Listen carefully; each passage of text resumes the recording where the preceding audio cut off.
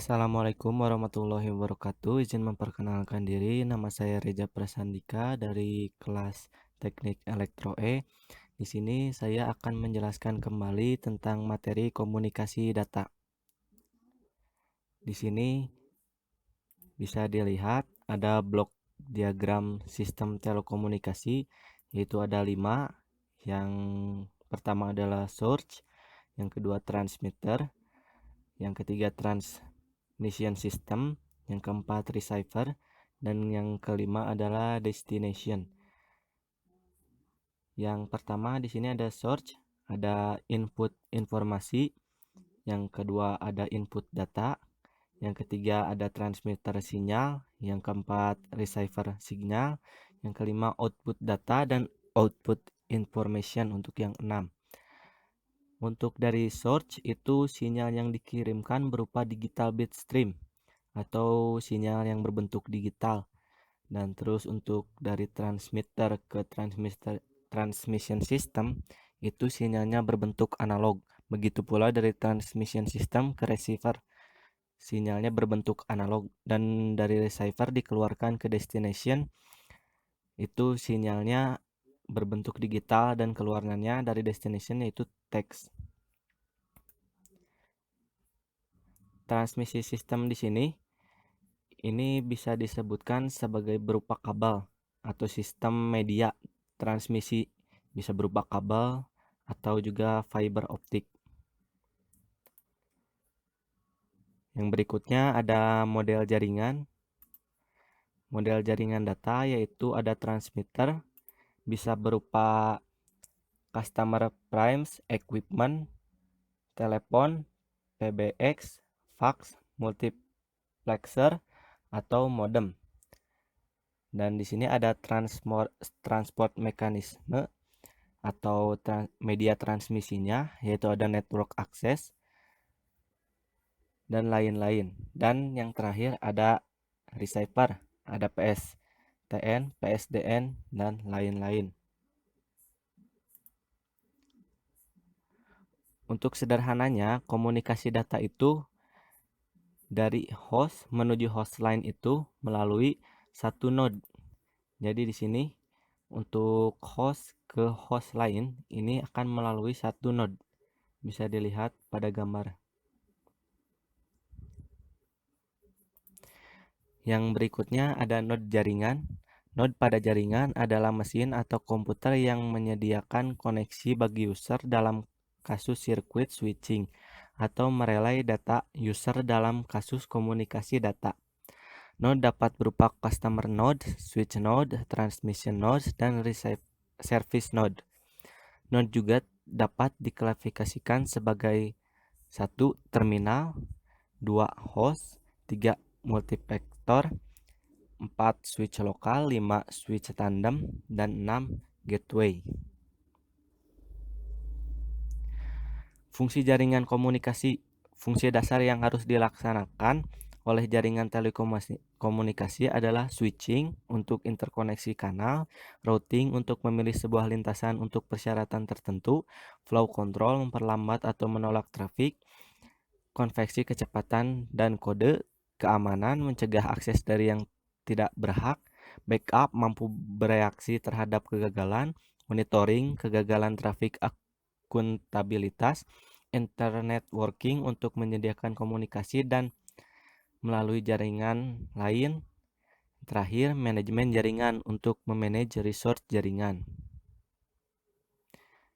Yang berikutnya ada klasifikasi jaringan. Node jaringan mempunyai beberapa nama yang berbeda, yaitu Data Circuit Terminating Equipment (DTE), terus Interface Message Processor atau IMP, switch jaringan telepon, router, LAN, dan sebagainya. Peralatan user biasa disebut Data Terminal Equipment atau DTE, yaitu terminal, telepon set, host, PC, workstation, dan lain-lain. Topologi ring. Pola dari topologi ring hampir sama dengan topologi bus, tetapi kedua terminal yang berbeda di ujung saling dihubungkan sehingga hubungan antara terminal berlangsung dalam suatu lingkaran tertutup. Keuntungannya, kegagalan koneksi akibat gangguan media dapat diatasi dengan jalur lain yang masih terhubung. Penggunaan sambungan point-to-point membuat transmitter error dapat diperkecil. Kerugiannya, transfer data menjadi lambat bila data yang dikirim melalui banyak komputer. Berikutnya ada topologi bus, merupakan topologi yang menghubungkan semua terminal ke satu jalur komunikasi yang kedua ujungnya ditutup dengan terminator. Terminator adalah perangkat yang menyediakan resistansi listrik untuk menyerap sinyal pada akhir transmisi sambungan agar sinyal tidak terlontar kembali dan diterima lagi oleh stasiun jaringan. Keuntungan dari topologi bus yaitu murah karena tidak memakai banyak media dan kabel yang dipakai sudah umum. Setiap komputer dapat saling berhubungan langsung. Kerugiannya sering terjadi hang, crash talk ketika lebih dari satu pasang memakai jalur di waktu yang sama. Berikutnya ada topologi star. Topologi star terdapat sebuah terminal pusat, hub atau switch yang mengatur dan mengendalikan semua kegiatan komunikasi data. Trafik data mengalir dari node ke terminal pusat dan diteruskan ke node station tujuan. Keuntungan, akses dari station lain, klien atau server cepat, dapat menerima workstation baru selama port di central node, hub atau switch tersedia. Hub atau switch bertindak sebagai konsentrator. Hub atau switch dapat disusun seri bertingkat untuk menambah jumlah station yang terkoneksi di jaringan, mendukung user yang banyak dibanding topologi bus maupun ring. Kerugian, bila trafik data cukup tinggi dan terjadi collision, semua komunikasi akan ditunda dan koneksio akan dilanjutkan atau dipersilahkan dengan cara random ketika hub atau switch mendeteksi tidak ada jalur yang sedang digunakan oleh node lain. Yang berikutnya ada struktur jaringan. Jalur ring network berbentuk lingkaran. Di sini ada gambarnya. Konfigurasi jaringannya di sini ada 6 buah user. Ini terhubung dengan satu buah jalur yang berbentuk lingkaran. Ring network ini hanya untuk komunikasi satu user dengan user yang lain. Untuk bus network, jalurnya berbentuk lurus dan ini hanya terjadi untuk satu transmisi. Dan star network di sini diatur oleh hub, fungsinya untuk mengatur komunikasi. Yang berikutnya sama seperti star tapi tidak memakai switch seperti star dan tidak ada hub. Semua jaringan memiliki jaringannya sendiri. Itu adalah mesh network. Di sini ada klasifikasi jaringan. Jaringan juga dapat diklasifikasikan sebagai cakupan geografisnya. Yang pertama ada local area network atau LAN dibatasi beberapa kilometer kantor atau kampus. Metropolitan area network atau MAN puluhan kilometer untuk kota. Dan ketiga wide area network ratusan ribuan kilometer. Keempat ada terrestrial radio network. Kelima ada wireless communication. Yang keenam ada satellite network untuk digunakan untuk skala internasional. Yang berikutnya ada circuit switching. Sirkuit fisik dibangun di antara titik-titik ujung yang berkomunikasi lintasan dedicated selama durasi percakapan. Setelah dibangun sinyal, data bidirectional dapat mengalir secara kontinu. Kualitas lintasan dedicated dijamin selama durasi panggilan 3 fase dalam life cycle atau suatu koneksi. 1. Pembangunan sirkuit. 2. Transfer data. 3. Penutup sirkuit. Jika sirkuit tidak tersedia, sinyal sibuk. Delay untuk membangun sirkuit relatif besar. Contohnya jaringan telepon atau ISDN. Yang berikutnya, paket switching. Message dipotong-potong menjadi sejumlah data yang lebih pendek yang disebut paket. Setiap paket dilengkapi alamat sumber dan tujuan. Paket-paket ini diterima, disimpan, diproses, lalu ditransmisikan lagi oleh setiap node dalam jaringan yang dilewati sampai akhirnya mencapai tujuan. Pada teknik ini tidak ada resource jaringan yang didedikasikan, no dedicated resource.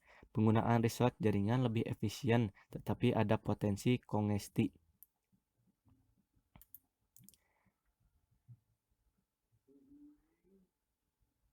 Dan di sini kongesti ini adalah penimbunan banyaknya data.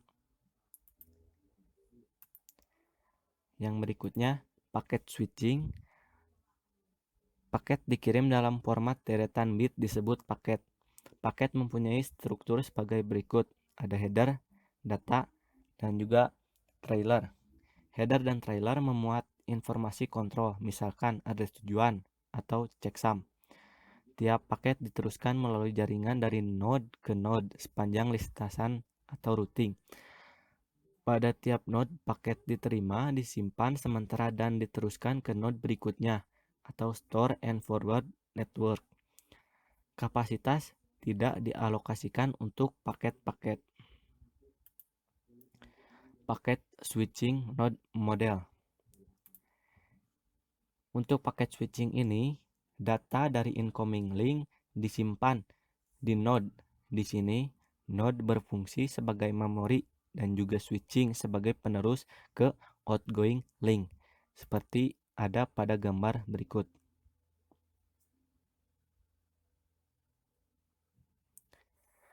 Berikutnya ada internet menggunakan paket switching. Jadi internet ini lebih bagus digunakan menggunakan paket switching. Alasannya efisiensi penggunaan link yang mahal. Link diasumsikan mahal dan langka. Paket switching memungkinkan banyak aliran bursty untuk menggunakan bersama link secara efisien. Sirkuit switching jaringan digunakan untuk jaringan data karena sangat tidak efisien dalam penggunaan link. Ketahanan terhadap kegagalan link dan router. Untuk keandalan yang tinggi, internet harus menggunakan subnet datagram sehingga jika beberapa link atau router rusak, message dapat dirouterkan. Berikutnya di sini ada paket switching model node. Bisa dilihat pada gambar. Di sini adalah contohnya. Ini dari setiap data ini memiliki jalur masing-masing untuk ke data lainnya, seperti A bisa langsung ke A, B atau C tanpa melalui hub. Jadi di sini jalurnya itu bebas dan mempunyai masing-masing jalur. Berikutnya virtual circuit packet switching. Hibrid dari circuit switching dan packet switching. Data message ditransmisikan dalam bentuk paket-paket dengan ukuran maksimum tertentu. Semua paket-paket dari suatu aliran paket melalui lintasan yang sudah dibangun yang sama. Jaminan dalam urutan pengiriman paket. Paket-paket dari visi yang berbeda dapat saling disisipkan. Contoh X,25, frame relay, dan ATM. Berikutnya virtual circuit model fasa. Komunikasi dengan visi paket switching berlangsung dalam 3 fasa dibandingkan persamaan dan perbedaannya dengan sirkuit switching. Pembangunan visi, transfer data, penutupan visi. Header paket tidak perlu memuat informasi penuh dari alamat tujuan. Mungkin itu yang dapat saya sampaikan. Mohon maaf bila ada kekurangannya. Wabillahi taufiq wal hidayah. Wassalamualaikum warahmatullahi wabarakatuh.